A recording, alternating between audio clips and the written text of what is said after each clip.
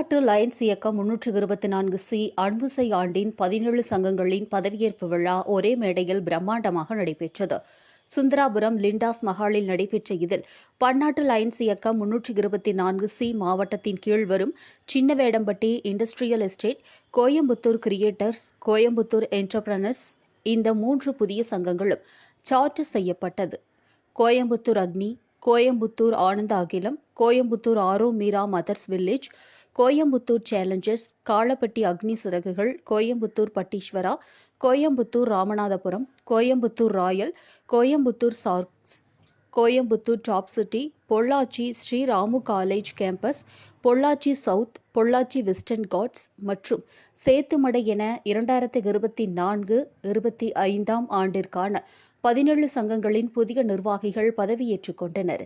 விழாவின் தலைமை ஒருங்கிணைப்பாளராக மகாகவி பாரதி மண்டல தலைவர் லயன் செந்தில்குமார் மற்றும் ஒருங்கிணைப்பாளர்கள் 3வது வட்டார சேர்பர்சன் மீனா குமாரி, 9வது வட்டார சேர்பர்சன் மோகன்ராஜ், 20 வட்டார சேர்பர்சன் கண்ணன், 21வது வட்டார சேர்பர்சன் ஜெயக்குமார் ஆகியோர் இணைந்து ஒருங்கிணைத்தனர். விழாவில் பன்னாட்டு லயன்ஸ் இயக்கம் 324C மாவட்ட ஆளுநர் டாக்டர் நித்யானந்தம் துவக்கி வைத்து சிறப்புரையாற்றினார். முன்னதாக விழாவிற்கு வந்திருந்த அனைவரையும் நேரு நகர் அரிமா சங்கத்தின் தலைவர் கண்ணடி என்கின்ற சுப்பு வரவேற்று பேசினார். 17 சங்கத்தின் புதிய உறுப்பினர்களை முன்னாள் ஆளுநர் டாக்டர் சாரதாமணி பழனிசாமி அவர்கள் அறிமுகம் செய்து வைத்தார். இதனைத் தொடர்ந்து CSR சவுத் தலைவர் மற்றும் முன்னாள் ஆளுநர் ராம்குமார் புதிய நிர்வாகிகளிடம் உறுதிமொழியை ஏற்று பதவி பிரமாணம் செய்து வைத்தார்.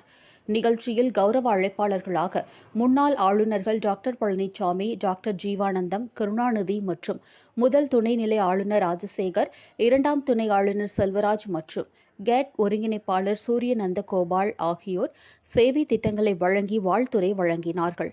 தொடர்ந்து நடைபெற்ற நிகழ்ச்சியில் பன்னாட்டு லயன்ஸ் இயக்கம் 324C மாவட்டத்தின் பல்வேறு சேவை திட்டங்கள் 10 லட்சம் ரூபாய்க்கு மேல் செயல்படுத்தப்பட்டன.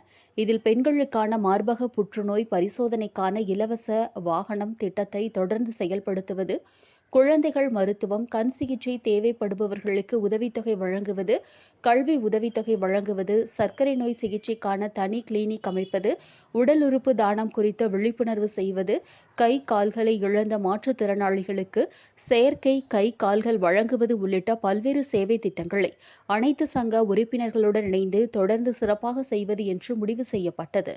விழாவில் அமைச்சரவை நிர்வாகிகள், GAD, GMD, GST, GED, GMA ஒருங்கிணைப்பாளர்கள், 17 சங்க தலைவர்கள் உள்ளிட்ட நிர்வாகிகள், உறுப்பினர்கள், மண்டல, மாவட்ட தலைவர்கள் மற்றும் வட்டார தலைவர்கள் என்று 1000க்கும் மேற்பட்டோர் கலந்து கொண்டனர்.